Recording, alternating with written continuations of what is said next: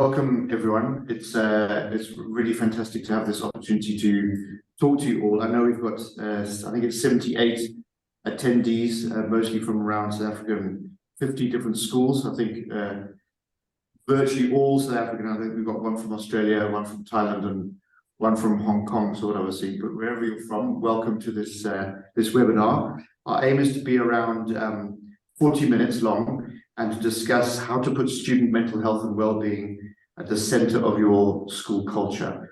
And we're going to be looking at that with STEER, AS tracking, which is a toolkit really to help sort of scaffold and support schools in doing exactly that, putting well-being and mental health right at the center of their culture and pastoral care as well. Just a big thanks before we start to the Boarding Schools Association in South Africa who advertised and got word out of this seminar. So big thanks to Alan Lang up at Uplands School for doing that. We really appreciate it. And just so that you know, we will it won't just be me talking, there'll be a number of us speaking, including Robert Williams and Trevor Greenhill at STEER AS Tracking, my colleague Herman Versaki, who's in the same room with me, Founders Housemaster, and also Claudia Haig from Rodine Junior School. So we'll all be taking a bit of time to explain how this platform, how this toolkit really helps put pastoral care on the map in your school and provides a lot of support and scaffolding to meet those aims. So Robert, I'll hand over to you at this stage, and then I think you've got a few more things to say before back to me. Yes, thank you very much, Tim. Yes, and it's very exciting to be doing this in conjunction with yourselves and Rodine as well, and to broaden our outlook to as many schools as possible. And actually, just first, one of my colleagues, Trevor, who has spent his whole career in teaching, latterly as senior housemaster at Millfield School here in England, is just going to give a brief overview of what the STEER tool does and how it can be used, and a little bit of its background, because the company's been going a long time in terms of how it's developed, whether it's the methodology or how it's used. So Trevor, over to you just to give a brief overview of STEER. Thank you, Robert. So my name is Trevor Greenhill. As Robert said, I was a housemaster at Millfield. I did 19 years and then used STEER in the last 2 years of my time in the house. And using that, I found some amazing insights to enable me to help support those in my care. So just a brief background of STEER. So STEER was founded 10 years ago to equip schools to proactively safeguard their students' well-being and their mental health. And what do I mean by that exactly? So if you imagine adolescence as a road between childhood and adulthood that young people have to steer, we know the number of students who are socially, emotionally crashing is increasing. So STEER set out to equip teachers to act earlier to identify and support students who are struggling to steer before they crash. And we do this by measuring something different to traditional self-reports. You'll be familiar with assessments which ask students explicit questions about things such as bullying, self-harm, or anxiety. And whilst important, these questions are very easy for students to filter what they tell you, which means that some students' risks remain hidden. And secondly, their responses alert you to current risks, which you probably already know about.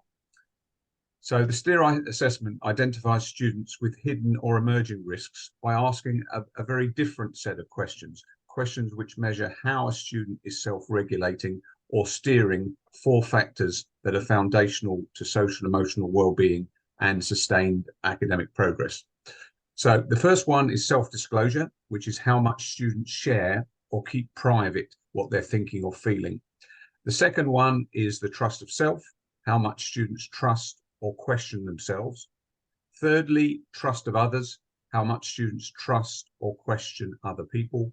And fourthly, seeking change, how much students seek or limit change.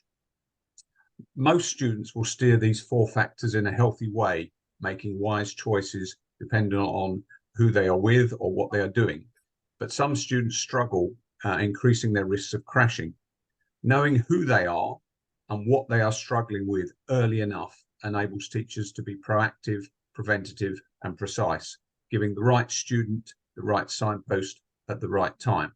So we're not just stopping students from crashing, we're actually teaching students to steer, an important skill for life in and out of and beyond school. So what will steer enable your teachers to do? So there are 5 things. 1, hear every student's voice every term, every year through a 10-minute online assessment. Secondly, build a longitudinal narrative of each student's social emotional steering from the age of 8 to 18. Thirdly, prioritize students with emerging or hidden risks, both in and out of school. Fourthly, write targeted action plans to reduce those risks and teach healthy steering. And finally, measure what impact those plans have had. So I hope that gives you a useful introduction, and my colleagues on the webinar will then take those ideas forward. Thank you very much indeed, Trevor. And I think one of the things which is very, very kindly Tim and Herman have allowed us to do is to use or show us, obviously, their anonymized data, so that you will be able to see exactly what they see when that data comes through. And I think one of the things to point out, which Trevor mentioned at this stage, is that sometimes with a lot of surveys, you get a huge amount of data, but what you need are clear signals. And hopefully, when you see the data, this will enable you to see the clear signals that Steer is able to give you, and therefore what you can do as a result of those. So, if we can start, Tim, with yourself, if that's okay. First of all, can you just give us just a little bit of background about Michaelhouse and your particular role within the school? So I think most schools in South Africa, or many of them, will be familiar with Michaelhouse, but we're a full boarding school, which I think is important to mention, and we're an all-boys school as well. So students get 3 Saturday night leaves per term in a 4-term year. So they're very much with us 24/7. Sometimes seems longer than 24/7, but they're very present in the school. So pastoral care is really important for us, and it's really important for me. I was initially employed as the school counsellor, still am the school counsellor, but I'm also the senior master for pastoral care, which is very much promoting and supporting other staff in the school in terms of their wellbeing expertise. Yeah, actually, that's interesting that you mentioned you're the school counsellor. We are certainly getting more and more counsellors who are very interested, obviously, in the data and how it will help them in their role. Sorry, I'm going slightly off the questions here, but have you found that role as counsellor very helpful, or the data very helpful in that role? Yes, so it's obviously with counselling, there's certain traditional skills that you use, but it is nice to have an additional perspective from the data with certain boys that maybe you're struggling to get a handle on, and you just want to see a little bit further what's possibly going on with them. I've also found it quite useful in parent meetings before I have to go and check the data of a particular boy before. Again, you're not necessarily going to share that information with the parents, but it can sometimes give you a bit of a handle on that boy that you might not otherwise have had. Thank you. So why did you decide to use Steer in Michaelhouse? What was it that you thought, actually, this is something that will be of great benefit to us? Well, I think because we're full boarding, I think it was like imperative that we, the pastoral care was, very much put at the centre of school life, and also the fact that the boys aren't necessarily going to come forward about any issues or struggles they may be facing. They may not even be aware exactly what's going on inside in terms of what they're feeling and struggling with. So to find words to put to those thoughts and feelings, and then to go and talk to somebody, is a big step for a male student. And I can't speak for the girls' schools, but certainly for the boys, it's not easy to do. So this was a way of being a little bit more proactive in terms of our pastoral care, and also, I suppose, to make it fully professional. So rather than relying on gut feel or intuition with housemasters or tutors, where so many people fall through the cracks, because it isn't easy to pick up everyone in a school of over 600 boys. It just sort of gave the scaffolding and the structure that we needed and the framework to make sure our pastoral care was in a big space. So we just wanted to really just up level what we were doing. Yeah, and I think Trevor alluded to, didn't he, those hidden or emerging biases, which sometimes with pupils masking and deflecting you away from what's really going on for them, it's incredibly helpful for them. Claudia, just in terms of Rodine, was that a similar reason why you decided Very to? similar. So I am the deputy head of pastoral care in the junior school, and I also oversee the social emotional well-being of our girls from grade 0 to 7. And it's interesting that Tim actually said boys tend to be low self-disclosure, and I agree. But I have discovered, and I've since found out over the last few years, the girls are becoming more and more low self-disclosure, to the extent when we receive the data analysis, and I'm sure you'll explain that to everyone watching, that it would be on 0. So obviously that was a deep concern. Why are the girls becoming so low self-disclosure? And obviously wanting to understand where they are coming from and gaining a deeper understanding of their struggles within, that we don't necessarily tap into, we can't get into. So yeah, well, it's fascinating actually that both of you say that. I mean, our founder, Dr. Simon Walker, did a report for the UK government looking at the trends pre-pandemic, during the pandemic, and post-pandemic, and I think we're one of the few companies that have data on both. And you're absolutely right. What it was showing with girls in particular was that self-disclosure was dropping, as was seeking change. So there was this internalized control that's been exacerbated since the pandemic and since the lockdown. So yeah, it's interesting that you're finding exactly the same. So sorry, coming back to you, Tim. Can you just briefly explain how you introduced steer to the school? It was very much a sort of graduated process. So I very much spent time with the housemasters, explaining the concept to them and what the platform did. And then they all did some training. So there's training available on the platform, which I think by and large, most of them completed fully before we started. So they were sort of on board and understanding the process, like as a foundation, if that makes sense. And then introduce it to the wider staff, particularly their role in the process of overseeing the assessments in tutor groups, and then sort of finished off with an assembly to the boys, letting them know what would be happening and why we were doing it. And I think alongside that, we sent out a letter to the parents. It was very much done in stages. It took a while to sort of build to it. It wasn't something we did quickly, and we sort of worked towards it over a period of time. So you're cascading that knowledge down to people like Herman, and then they're cascading it down to this other staff in the boarding houses in this case. Yes, and I would say, and maybe we'll say a bit more about it later, that it actually takes a few years, or we've taken a few years, if we put it that way, for that cascade to happen. Because it's been, the platform is fantastic, but it does take someone at the school sort of focusing on that and making sure that the follow through is happening. So that's taken a bit of time. We were just getting to the point now where our staff are very much actively involved in what we call action plan writing, which I'll talk about later.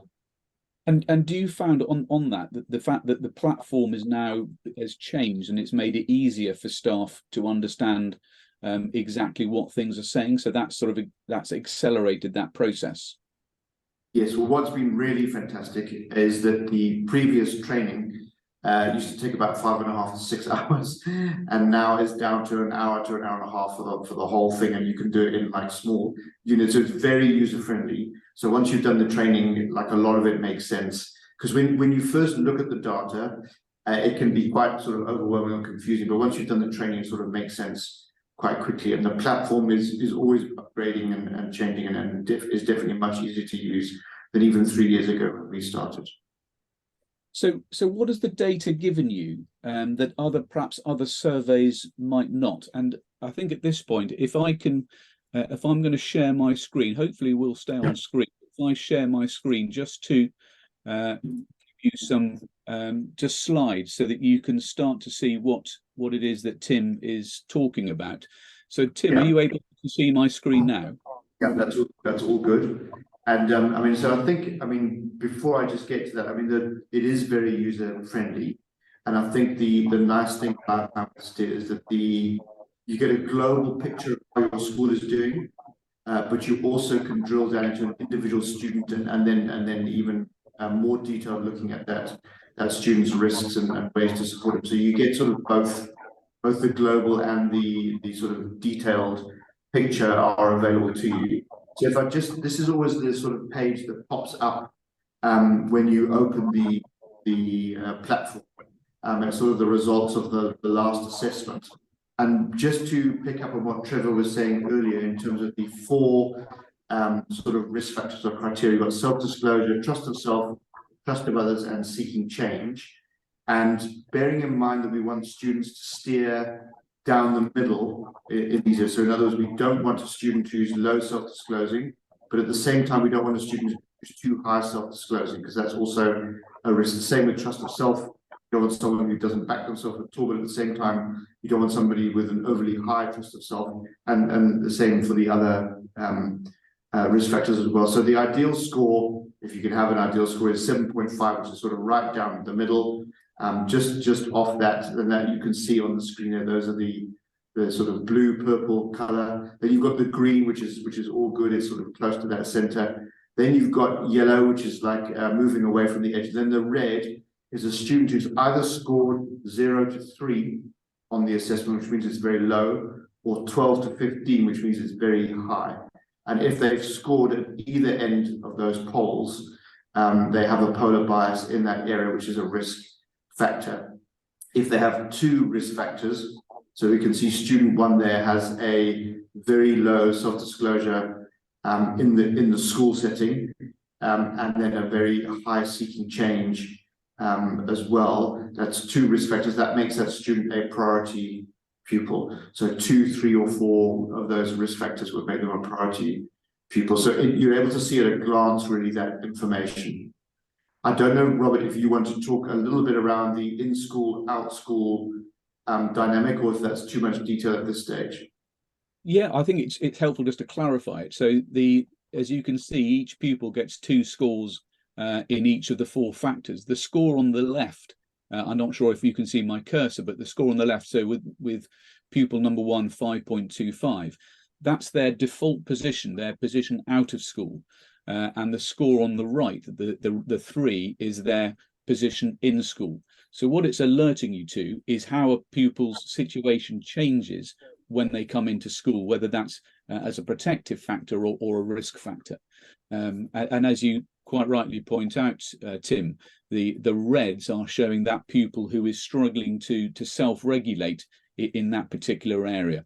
Yeah, that's the difference between the out of school and the in-school score.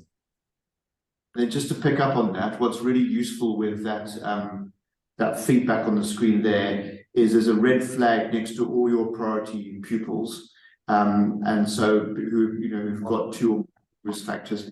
Then there's a little number next to them which tells us how many times they flagged over the course of their sort of school career as a risk factor. So we can see the student at the top has got 2 next to it, and I think there's student number 4 has got 3 next to it. So we might not be as worried about student number 2 who's only flagged for the first time as a priority student, although we might be, it depends on the circumstances, but we would be quite concerned about student number 4, for example, who is now flagged 3 times. So it basically isn't getting improving or changing in any way in their ability to self-regulate in those areas. And I think what you said there, actually, Tim, is very important as an overview, in that the data isn't sort of seen as a standalone, is it? It's seen very much part of that bigger jigsaw, the bigger puzzle. It's a different lens, if you will, but it's a piece of the jigsaw, often one that pull all the rest of the pieces together. But yeah, no, absolutely right. Do you want me to move on to the next slide? Just before you do, just literally 30 seconds. I mean, each housemaster will have access to that information for all of the boys in their house, so they get to see that data as well. And we've also recently opened that up for the tutors to see as well in their particular boarding house, as we've got more confidence in the staff ability to understand and handle that information. So I could have access to all 630 odd students. Housemasters would see the information that's relevant to them. So we can go to the next slide, which I think is looking at student number 5 in particular. So at any time you can click on a particular student and get a bit more information on what it is, a priority student they're battling with. I think maybe the key thing on this slide is we can see that this student was very much in the middle, hitting those sort of purples and greens in terms of their tracking. They were steering quite nicely up until March of this year. And then in our latest assessment, they suddenly shot to very low self-disclosure, low trust of others, and low seeking change, and a very high trust of self, so very much sort of relying on themselves to cope with whatever was happening for them, which would be an indication that something has happened for this student, or something's going on internally for this student. So we're able to drill down and get a track over all their assessments over the last, or every assessment they've done over their school time. And then we can also then go a little bit further, and we can click on the next slide. If we were to click on that self-disclosure button, I think it would then show us a little bit more about that risk factor in particular. We could have clicked on any one of those risk factors, but it shows us the self-disclosure history, what it's like to be, how does it feel to be me around self-disclosure. It tells us how they answered the questions, so we can really drill down into each one of these risk factors and get a really good insight into it. And if we were to click on those risks at the top, my self-disclosure potential risks, which is the next slide, it gives us information around each one of those risks. And so, for example, the mental health risks: I may bottle up my feelings, pretend to leak or explode out. I may develop limiting or unhelpful thoughts about myself and others. I'm unlikely to seek or request guidance or support. So it would do the same for social, emotional, and learning risk. Because I know that, Robert, I think you're going to talk for a couple of minutes, like a little bit later in the segment, around the link between STEER and academic performance, because you do have insight into learning risks as well. We could have also clicked on what it feels like to be me, which is the next slide. And so on self-disclosure, we get a description for us to read as staff about what it's like to be that student. So I'll just read this out, because I think I think a lot of teachers will identify with this in terms of the pupils they work with. I like to keep my thoughts, ideas, opinions, and feelings to myself. It doesn't mean that I'm shy or introverted. I just like my privacy. I might be really chatty and spend time hanging out with others, but I'm unlikely to tell or show what is really going on for me. I prefer time alone in my own world, working independently and thinking through things on my own rather than with others. If I was struggling, you probably wouldn't know, because I'm unlikely to tell or show that anything is wrong. And I think so. I just find that sort of almost like the emotive or experiential side of it as well gives you a bit of insight into how that student thinks and feels, which can be particularly helpful. So that's for me. That's like I haven't come across any other platforms that offer that type of overall picture, and then the ability to drill down and really look at the data in detail. And I think one of the things that always sometimes, well, not always, but sometimes confuses people is that people assume that if you're low disclosing, you're quiet and introverted. Whereas in a slightly paradoxical way, you can get someone who is a low disclosing extrovert and perhaps is using their extrovertism to hide what is really going on for them. It's a very, I agree, it's a very useful descriptor, isn't it, to help you understand that particular pupil. I think you've explained to me before as you have a front stage and a backstage. And so the front stage is very much what you put out to other people, and the backstage is what's really going on underneath. So, and those self-disclosing people might really be very extrovert appearing, very chatty, very appearingly open, but not really letting us know what's going on under the surface. Do you want to move on to the next slide? Yes, let's have a look at what it is now. Okay. Yeah. So one of the things that we were going to look at is once the data is in, what do you? Because it's all very well having the data, but what do you do with it next? So I think the first couple of years we did battle with this. So I'll just share what I've done. First of all, I look at the data as a school counsellor, looking at pastoral care, seeing what it's telling us, and there's a bit more on that just now, sort of the overview. But then I would meet with the housemasters one-on-one to go through the data in their house, so that I at least knew that they were aware of the priority pupils in their house. And then over time, we drew in an assistant housemaster as well, and then we would sit with myself, the housemaster, assistant housemaster, to write an action plan for that student.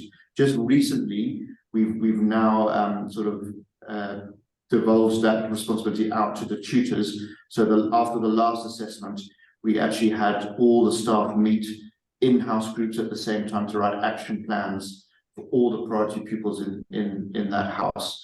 And so the tutor would write, if they had a student in their tutor group who was a priority pupil, they would write an action plan for them with the support of the housemaster and or other tutors around. So it was done individually, but as a group exercise to make sure it got done. So we managed to get 35 action plans written for 37 of our priority, out of the 37 priority pupils that we have in the school. So we're very much like working on the follow-up, being more effective this year.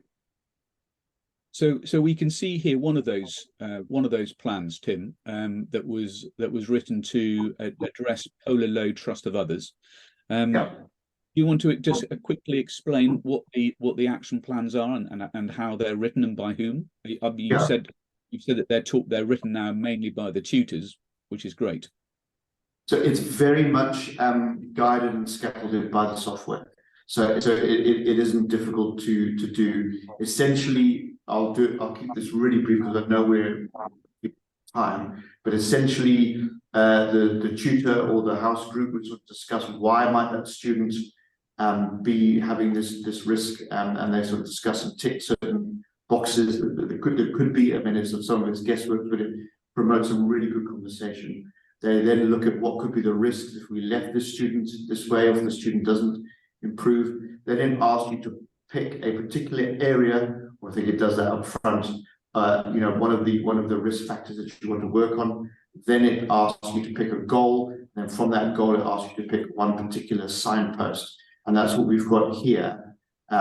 This is a student who doesn't trust other people, and the one that the staff have gone with is to find, so that in other words they're recognizing the tutor may not be the right person for that student to open up to. So they want to see if there's other staff in the school that student can talk to.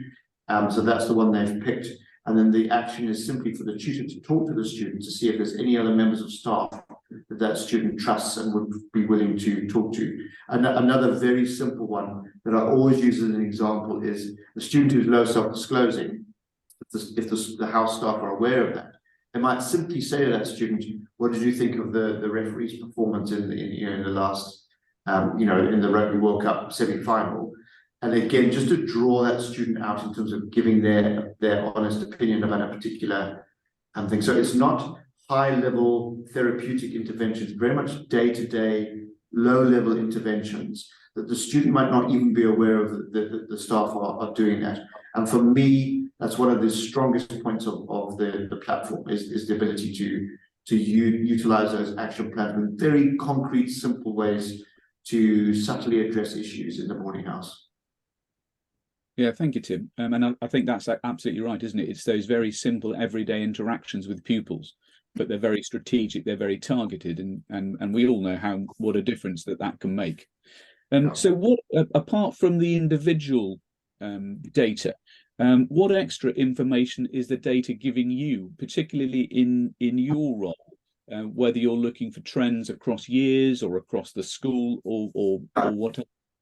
So that's really good, and even for board meetings or reports to the executive committee. If you just skip 2 slides ahead, Robert. Oh yes, actually, sorry. One. Yeah, that was one I was just going to quickly highlight, showing the effectiveness of the action plans that you've written, and 100% of them actually had a positive impact for that pupil. which we can see over on the left. So I thought that was well worth showing the quality of the action plans that have gone in. But yes, here we are. So there's what I would get to see across the whole school. So we can see that 7.9% of our students are priority pupils, and we always sort of track against the norms, which I think around 13% of students are typically priority pupils. So it's all, we haven't always been at 8%, but it's always good just to see where we are. And then that's compared to only 5.5% of those would be priority pupils outside of school, and so that's like a concern that when they come to school, that the risks go up. But I think that's fairly normal. I think you were saying the average sort of change from outside school to in school is around 3%. So we get to see where our school is at as a whole. Then that tracking graph as well tells us like the whole school results across the last few years. Ignore that blip in the middle, because some students did an assessment out of time, so it like skewed all the data. So ignore that middle bit there. But that's the sort of picture we get to see. And I think the next slide goes into a bit more detail here. So this has been really fascinating for us, is that we see that most of our priority pupils are in the grade 8 and 9 age group when they come to school. And that drops down, and you can see there as they go through the grades. So by sort of grade 11, grade 12, we have far less priority pupils than we did in grade 8 and grade 9, which in a boarding school environment makes sense, because most of our risk factors are low self-disclosure and low trust of others, which makes a lot of sense, really. It's actually quite sensible for a student to be low self-disclosing and low trust of others when they come into a new environment. So we have quite a few risk factors to start with, but then it changes over time. So able to track that quite easily as well. The next slide just tells us what our most common risk is, so you can sort of get that information, and it will allow us, that green button there, to write an action plan for the whole school as well, which we'll maybe talk about at another time if there's time. And then the next one here, Robert. Right, Tim, if I could just very briefly mention that this is the snapshot here is part of what we call the executive summary report, Right. which is generated, and as you were mentioning earlier, very useful reporting up to whether it's governors, senior leadership, even inspectors, and with, as you say, with some practical help as well. So this is just, we haven't sort of talked about composite risk. So as well as the sort of 4 risk factors that we looked at earlier, there's a whole lot of composite risks that the assessment measures, and you can see those at the bottom here, depending on so the students may not have flagged in terms of a polar bias, like on a high or low score, but pattern of scores indicate something. So one of the biggest ones we've found is something called overregulation, where students who are steering nicely down the middle, but it's taking them everything to do that, a lot of mental and emotional energy to, they're thinking through everything. How should I respond to this? Should I do this? So it's exhausting for them. And that's been a high one for us, and I think it often is. What's been fascinating for us is that starts off quite low in grade 8 and 9, and that goes up to in grade 11 and 12, sort of peaking in grade 11. And it's really, so as priority students go down in terms of the other risk factors, overregulation goes up. And I think it's all around exams, academic performance, prefect selection, all of that sort of thing happening in grade 11. Students start overthinking everything. So that's been fascinating for us. So I think we in grade 11, we have a high number of students who are battling with overregulation. And then in terms of how you can, or what strategies you can put in place to address those trends across the school. Yeah, so they have something called a code. So we have individual action plans, but we also have the idea of a cohort action plan. So a housemaster could pick an action plan for his group.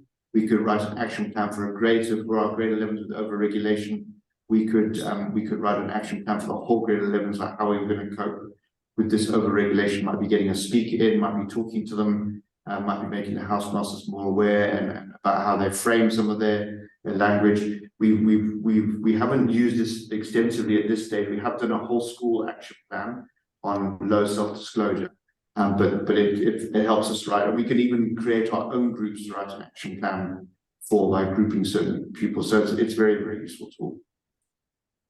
And just very quickly, I'm just going to go back to this slide here, just to very briefly mention the link between learning risks and how STEER can be used in the classroom. In terms of, if you are a teacher, what are the risks you might be able to see in terms of perhaps a pupil with low self-disclosure, that idea that they might be passive in lessons, they might become quite fixed in their thinkings or look for help. If they are very high trust of self, how well will they work as part of a group? And knowing what those learning risks are and those barriers to learning from looking at their data is incredibly helpful in the classroom. And we've got more and more schools who are looking at putting their academic data alongside their STEER data and seeing, are we seeing any trends between the two, and helping staff to use the data to understand how best they may get what the best way of getting the best work from pupils. So I thought it's important that it isn't just seen as purely a pastoral tool, but actually it's very helpful when it comes to learning. So I'm just going to stop there and sharing my screen and thank Tim very much. But I'm also conscious of time. And Herman, if I can move on to you in your role as a leading senior housemaster, can you tell, first of all, just very briefly, what's your role within the school? Hi, Robert. Yeah, my role has changed a bit over the 9 years that I've been here. I started as a Afrikaans teacher and then moved over to the counselling and life orientation department. I actually got introduced to STEER via Tim in the counselling department, but I'm currently a housemaster. And as Tim mentioned, this is an all-boys full boarding school. So as a housemaster, you oversee approximately 60 to 65 boys, ranging from age 13 to 18. We call it E block to A block. Most South African schools will talk about grade 8 to grade 12. And my main role is to oversee their pastoral care and well-being and safeguarding those boys under my care. Luckily, each housemaster has got a team helping them that consists of an assistant housemaster, house mother, and a few tutors, usually about 5 tutors that was allocated to your specific boarding house. And how have you been using STEER, or how have you introduced it into the house so that the tutors get the sort of best understanding? So STEER has been introduced for a couple of years now, thanks to Tim, and it's been really good. It's been really easy, and I think a lot of credit has to go to Tim. He's the one driving it. But it's just, I think Tim is acutely aware of how busy housemasters and teachers in general, it's not just at Michaelhouse, at university, how busy we are. So he didn't want to make it a burden. So he eased it in through the housemasters who, like he said, did the training, which wasn't really a huge onerous task. So we all got training, all bought into it. And then it's very easy. It's 2 assessments a year. We do it once every 6 months with all the boys. And just before those assessments, Tim briefs the staff. He briefs the boys in assembly, and we do it in our timetabled tutor lessons. So the boys have gotten used to it. So it wasn't something brand new that I had to introduce as a housemaster. We're kind of in the rhythm of it. That was the nice thing of the introduction. Also, just looking at STEER itself, it's obviously very user friendly. And apart from it, the assessments are short. But I think what I like the most, what was easy to introduce or convince the boys, and I'm speaking from a boys' perspective, but it might be the same for girls, but the boys really get uncomfortable when they get asked questions directly related to their mental health or their well-being. And STEER is the questions are a visualization process, so the boys don't struggle to answer. They actually kind of enjoy it. So that was really easy to introduce into my boarding house. And I think that's right. It's a very different set of questions, isn't it? It's a very different assessment where they're not being asked closed questions, where they might tell you what they think you want to hear, and therefore you're getting back the same as you would if you were speaking to them. Absolutely. And so, what have you found particularly useful about sort of seeing the data for your house as a whole? So I think the thing that I enjoy, one of the things I enjoy is the fact that it's so broad and it's proactive in the sense that I think most teachers, whether in boarding or just an educator at a day school, you tend to spend majority of your time, 90% of your time on a small percentage of students, which means, you know, we would often miss students under our care, especially in the boarding hours. I find that I often spend most of my time with a few boys, a handful of boys, and we often boys fall through the cracks and we miss them. So the fact that every single boy in the boarding house does the assessment and it's proactive in nature, in other words, something didn't go wrong, there might just be a bit of a flag and saying this is a priority pupil and we need to pay attention there. That for me is a big thing. The other things that's really been helpful is the data is obviously immediately available, and with the data being available, it just guides our discussion a lot. I'm sure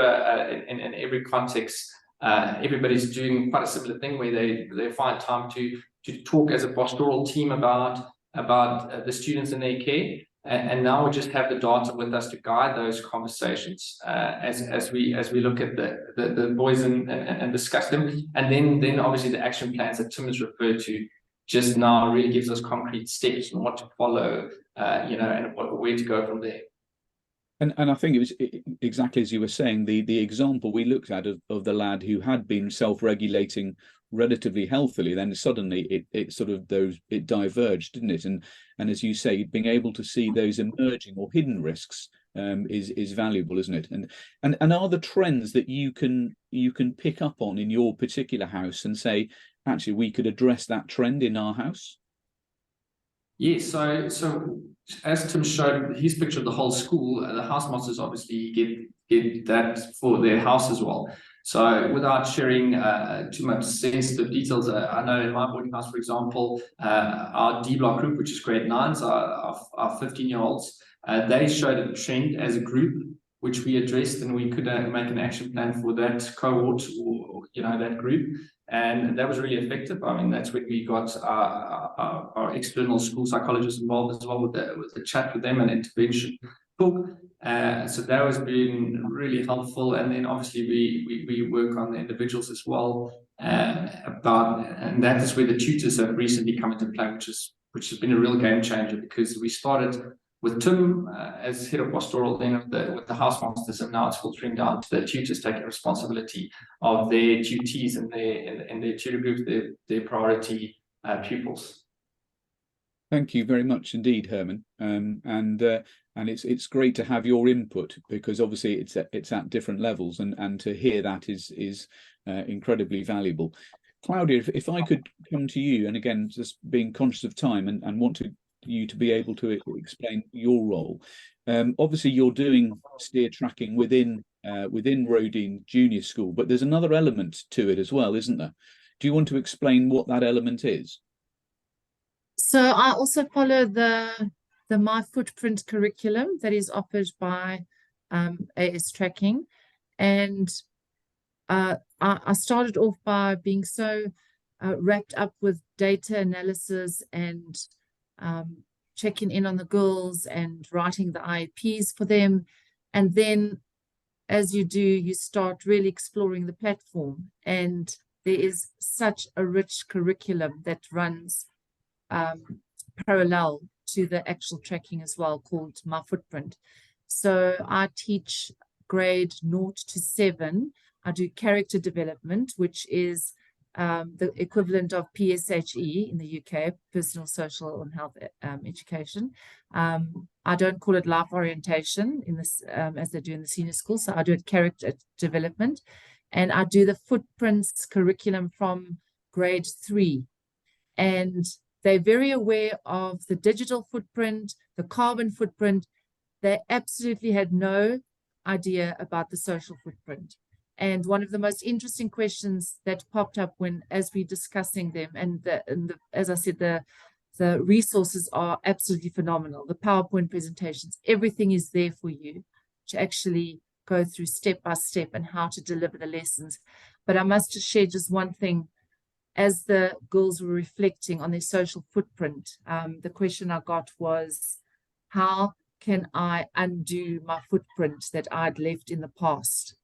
and it was one of those really deep questions that we explored as a group in our lessons, because they realized that just like a digital footprint, where it can't be undone, your social footprint can often be impacting people to such a degree that you will cause them, hopefully not the intention, but lifelong memories, and whether they're good or bad.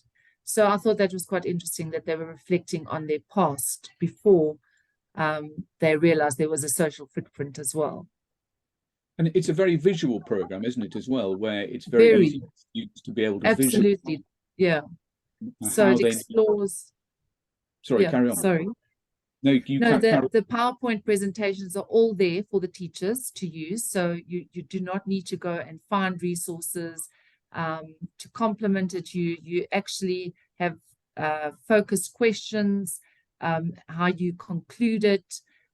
You have the maybe more appropriate in the junior school, where they have the thumbs up, or the 3 fingers up, in terms of where they think they are with that specific footprint. And so we go deeper as I go up with the age group. So from grade 3, I do a very basic introduction to the social footprint, and then from grade 4, 5, and 6, I delve into it much deeper. So it's all about how they interact with each other, isn't it, at that first level? And are parents brought into this as well, or can they be? At the moment, we are not discussing too much with the parents. We're not sharing the data with the parents. It's the teachers. We're at the phase now where the teachers are writing the IEPs, because it is quite a large program. I meant more, sorry, within the Footprints program.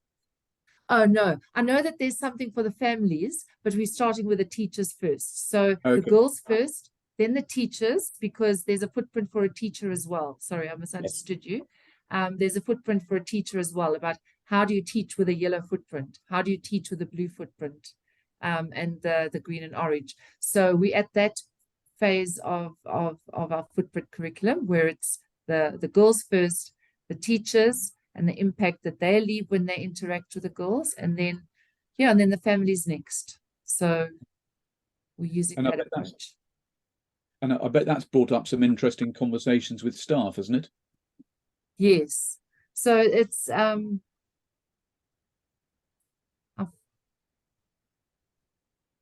sorry about, I think I lost connectivity there. Yeah, it's when we have professional development, it's about how do we approach, how do we come into the space with the girls? What is how do we deal with the girls who are struggling?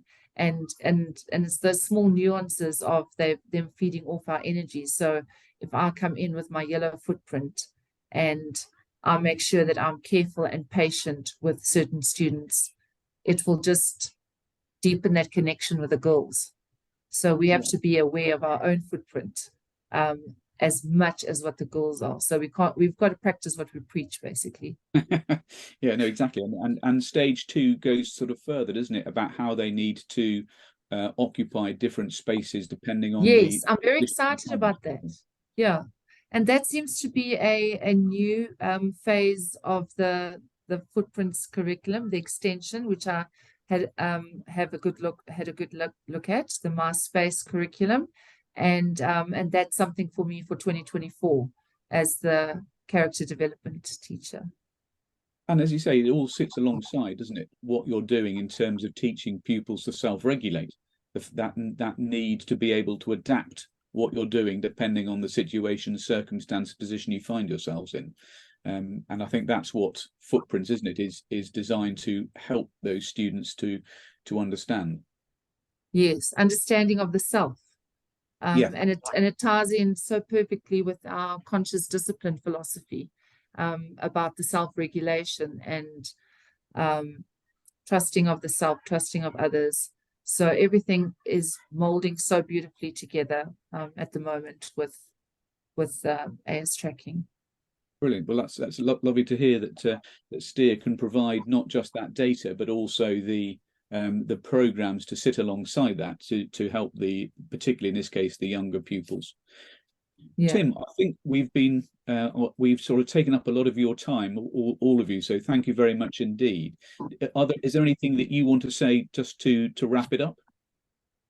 Well, I would just say, so a lot of people have said, you know, you shouldn't, or you can't outsource your pastoral care to, you know, software programs. But I think the key thing for me has been a certain peace of mind, knowing that we've sort of thrown a wide net in terms of picking up if there are issues in the school, both individually and in certain groups or across the school generally, which has made us a lot more aware and intentional about what we're doing as a school. And I would say, of course, it doesn't replace one-on-one pastoral care and that connection, which a lot of schools will pride themselves on. But it's been a critical part of our approach. It's been, I think Steer used the term piece in, you know, jigsaw piece, a key piece in the puzzle. So it's really just given us that scaffolding and framework to reassure us that we're sort of like managing the pupils as best we can, but B, to make sure we pick up students that we maybe haven't done before. So that for me, that would really be the key part of Steer. And as we've seen at Michaelhouse with that data, the impact that you can then see and follow through is great, not just for pupils, but for staff to be able to see that and give staff those strategies that they can get alongside pupils. But thank you so much to Herman, to Tim, to Claudia, Trevor, and also Claire, who has been working behind the scenes, making sure we're all technically there. Thank you so much indeed for your time and giving up what we went on a little bit longer. So apologies for that. But thank you very much indeed for your wisdom and for all your knowledge. It's been incredibly enlightening and incredibly helpful. So thank you very much indeed.